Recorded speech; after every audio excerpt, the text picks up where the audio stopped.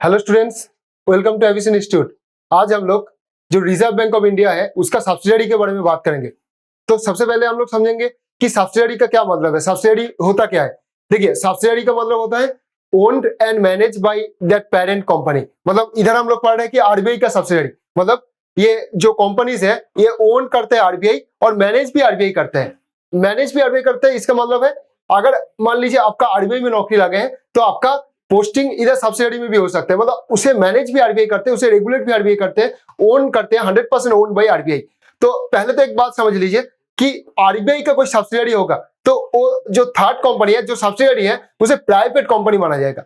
RBI वैसे देखेंगे तो 100% ओन्ड बाय सेंट्रल गवर्नमेंट, पर आरबीआई अगर किसी तीसरी कंपनी को ओन करेगा तो उसे प्राइवेट कंपनी माना जाएगा, क्योंकि उससे उसका जो ओनरशिप वो डायरेक्ट गवर्नमेंट का नहीं हो रहा है। तो आरबीआई का जितना भी सब्सिडियरी है उसे प्राइवेट माना जाएगा हिसाब से।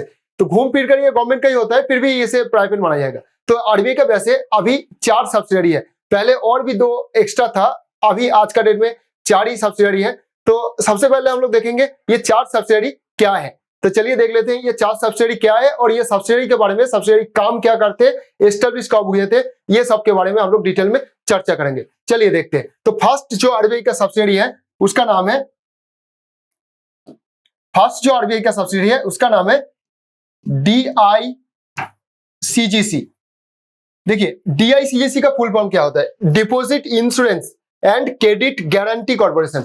Deposit insurance and credit guarantee corporation, ये आरबीआई का 100% ओन्ड बाय आरबीआई एक ऑर्गेनाइजेशन है। इसका काम क्या है, देखिए नाम से ही पता चलता है, deposit insurance and credit guarantee. Deposit insurance मतलब जो पैसा हम लोग बैंक में जमा करते हैं उसका इंश्योरेंस देते हैं। मान लीजिए आप जो बैंक में पैसा रखे थे वो किसी कारण की वजह से बैंक डूब गया, तो आपका पैसा क्या कौन देगा, कौन ये रिस्पॉन्सिबिलिटी लेते हैं, गवर्नमेंट देगा? बिल्कुल नहीं, क्योंकि आरबीआई के अंडर ये बैंक आते हैं। तो आरबीआई ने बोल दिया, एक रूल बना दिया कि आपके अकाउंट में जितना पैसा है उसका 5 लाख तक आपका पूरा ग्रांटेड है, जो रिटर्न बिल्कुल मिलेगा और ये आरबीआई के तरफ से मिलेगा। आरबीआई की तरफ से ये जो इंश्योरेंस है किसने दिया, डीआईसीजीसी ने। तो मान लीजिए आपका अकाउंट में 10 लाख था, तो बैंक किसी कारण की वजह से डूब गया, तो आपको मिलेगा बस 5 लाख ही, क्योंकि 5 लाख तक ही इंश्योरेंस मिलता है, बाकी का कोई गारंटी नहीं लिया, कोई गारंटी नहीं है, मिलेगा कि नहीं मिलेगा उसका कोई गारंटी नहीं है। तो मान लीजिए आपका अकाउंट में 10,000 है, तो इस केस में क्या होगा, 5 लाख तक इंश्योरेंस है तो उसके अंडर ही 10,000 आ रहे हैं, तो 10,000 का पूरा अमाउंट आपको वापस मिल जाएगा अगर किसी कारण की वजह से बैंक डूब गया तो। वैसे ऐसा कोई एग्जाम्पल है नहीं जो कमर्शियल बैंक इंडिया में डूब गया, पर बहुत सारा कोऑपरेटिव बैंक के साथ ऐसा हुआ था। तो डीआईसीजीसी का याद रखना, इसका एस्टेब्लिश साल, इसका एस्टेब्लिश हुआ था 1978 में, ये एस्टेब्लिश हुआ था। और इसका काम है जो डिपॉजिट है उसका इंश्योरेंस देना। और ये एक बात समझ लेना कि ये सिर्फ गवर्नमेंट का बैंक का नहीं है, कोई भी बैंक, कोई भी अकाउंट, जो करेंट अकाउंट हो, सेविंग्स अकाउंट हो, फिक्स डिपॉजिट हो या रिकरिंग डिपॉजिट, कोई भी अकाउंट, कोई भी बैंक, प्राइवेट, फॉरेन बैंक या गवर्नमेंट का बैंक, कोई भी बैंक में जितना भी अकाउंट पैसा जमा है उसका 5 लाख तक पूरा इंश्योरेंस देगा। कौन? आरबीआई की तरफ से डीआईसीजीसी। तो आई थिंक डीआईसीजीसी के बारे में समझ लिया। तो ये एक हो गया आरबीआई का सब्सिडियरी। दूसरा सब्सिडियरी के बारे में हम लोग बात करेंगे। दूसरा आरबीआई का सब्सिडियरी है बीआरबी एनएमपीएल। बीआरबी एनएमपीएल, देखिए नाम थोड़ा बड़ा है तो बहुत ही इजी नाम, बीआरबी, इसका पूरा नाम होता है भारतीय रिजर्व बैंक। एनएम मतलब नोट मुद्रण, नोट मुद्रण, मुद्रण मतलब छापना, ये जानते हैं। नोट मुद्रण प्राइवेट लिमिटेड। तो पहली प्राइवेट लिमिटेड क्यों लग गया, ये पहले बोला आप लोगों को कि आरबीआई अगर किसी थर्ड कंपनी को ओन करेगा तो उसे प्राइवेट ही माना जाएगा। तो भारतीय रिजर्व बैंक नोट मुद्रण प्राइवेट लिमिटेड, ये दूसरा कंपनी है जो आरबीआई का सब्सिडियरी। देखिए नाम से ही जो पता चलता है, नोट मुद्रण मतलब नोट प्रिंट करना। हम लोग जानते हैं कि आरबीआई नोट इश्यू करते हैं, तो आरबीआई की तरफ से नोट करेंसी को मैनेज करना, डिस्ट्रीब्यूट करना, ये पूरा जिम्मेदारी है किसके पास, बीआरबी एनएमपीएल के पास। मतलब नोट मुद्रण प्राइवेट लिमिटेड, नोट मुद्रण मतलब पैसा को छापना, तो पूरा मनी सप्लाई को रेगुलेट करते हैं, एक तरह से बोल सकते हैं आरबीआई तो करते हैं। तो मनी को मैनेज करना और कितना मनी रहेगा इकोनॉमी में, कितना नहीं रहेगा, इसको डिस्ट्रीब्यूट करना, आरबीआई की तरफ से ये काम करते हैं भारतीय रिजर्व बैंक नोट मुद्रण प्राइवेट लिमिटेड। तो इसके अंदर प्रिंटिंग प्रेस वगैरह आते हैं, ठीक है। तो इसका एस्टेब्लिश साल देखेंगे, ये एस्टेब्लिश हुआ था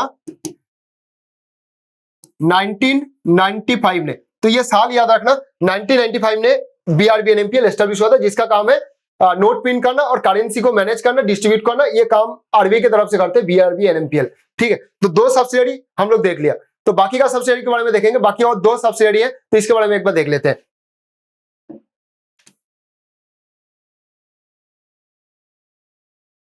ओके, देखिए जो आरबीआई का 3rd सब्सिडियरी है उसका नाम है रिविट, नंबर 3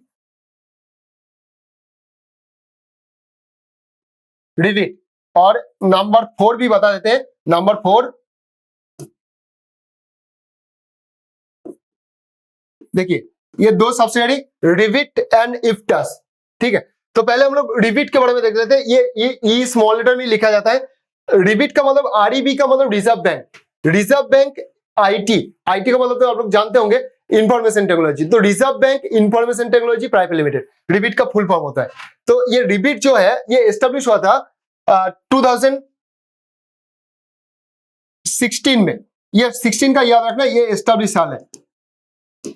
ठीक है, एस्टेब्लिश 2016। और रिविट का जो नाम सुन के पता चलता है रिजर्व बैंक इंफॉर्मेशन टेक्नोलॉजी।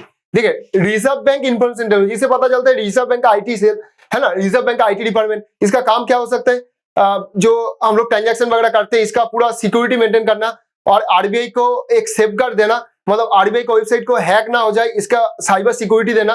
तो आरबीआई का जितने भी आईटी प्रोजेक्ट है ये देखता है कौन? रिविट। और आईटी रिलेटेड जो सॉल्यूशन है रिजर्व बैंक को देते हैं और साइबर सिक्योरिटी देते हैं आरबीआई को। तो आरबीआई का साइबर सिक्योरिटी और आईटी का पूरा पार्ट देखने के लिए बनाया गया था reserve bank information technology private limited. तो आई थिंक रिविट के बारे में समझ में आ गया होगा। और एस्टेब्लिश साल याद रखना 2016, बहुत ज्यादा पुराना नहीं है। तो और एक जो ऑर्गेनाइजेशन है ना इप्टास, ये नेक्स्ट ईयर एस्टेब्लिश होता है, मतलब 1 साल पहले एस्टेब्लिश होता है, नेक्स्ट ईयर नहीं 1 साल पहले, मतलब 2015 में हुआ था एस्टेब्लिश। 2015 में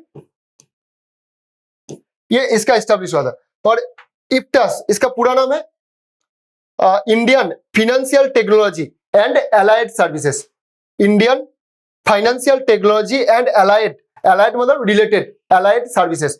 देखिए इंडियन फाइनेंशियल टेक्नोलॉजी, इससे क्या पता चलता है? इंडियन फाइनेंशियल टेक्नोलॉजी, ये पहले तो इप्टास को आरबीआई ने बनाया था। इप्टास का क्या काम है? इंडियन फाइनेंशियल टेक्नोलॉजी, मतलब ये सिर्फ आरबीआई को आईटी रिलेटेड सॉल्यूशन नहीं देगा, आरबीआई बाकी others bank, other financial institute सबको, मतलब पूरा जो मनी मार्केट है, मनी मार्केट में जो बैंक्स, आरबीआई और बाकी अदर फाइनेंशियल इंस्टीट्यूट सबको आईटी रिलेटेड सॉल्यूशन देगा। कौन? इप्टास। और इप्टास एस्टेब्लिश 2015 में हुआ था। तो पहले इप्टास आया, उसके बाद आरबीआई ने खुद का एक पूरा एक आईटी डिपार्टमेंट अलग से बनाया। तो ये जो इप्टास है ये पूरा इंडिया का फाइनेंशियल डिपार्टमेंट में जो आईटी रिलेटेड कोई हेल्प अगर आरबीआई से चाहिए तो इसके लिए ये इप्टास बनाया गया था। तो ये आईटी रिलेटेड सॉल्यूशन देता है आरबीआई, सिर्फ आरबीआई नहीं, साथ में अदर बैंक्स और अदर फाइनेंशियल इंस्टीट्यूट, तो सबके लिए। तो रिविट जो है वो आरबीआई के लिए आईटी रिलेटेड सॉल्यूशन देता है और इप्टास जो है आरबीआई तो है ही, बाकी सारे बैंक सबके लिए आईटी रिलेटेड सॉल्यूशन देता है। तो आई थिंक आप लोगों को ये क्लियरली समझ में आया होगा। ये जो 4 आरबीआई के सब्सिडियरीज है, डीआईसीजीसी, बीआरबी, एनएमपीएल, और ये दोनों रिविट एंड इप्टास, और ये सबका एस्टेब्लिश साल और ये सबका फंक्शंस, ये सब के बारे में आई थिंक एकदम क्लियरली समझ में आया होगा। तो ऐसे और भी वीडियो देखने के लिए जुड़े रहिए एविसन इंस्टीट्यूट के साथ। Thank you.